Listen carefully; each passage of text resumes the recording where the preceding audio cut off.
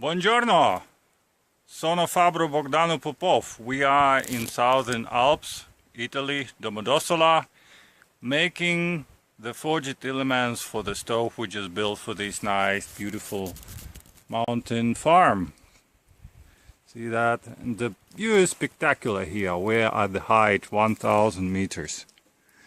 And the setup we organized for that is this forge and this anvil. See, it's actually pretty good because it gives you all the important things what you need for the blacksmithing. See, this is what we organized from the Michaels and Katharina fireplace. We just stick a fan, air pump actually for blowing up mattresses.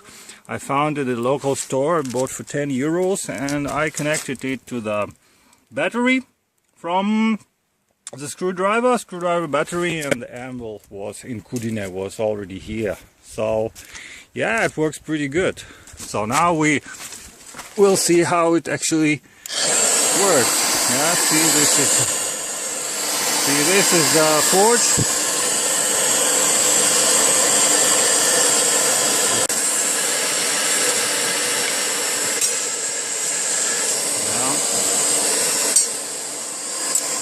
Alright, I'm back to work. See you soon. Ciao!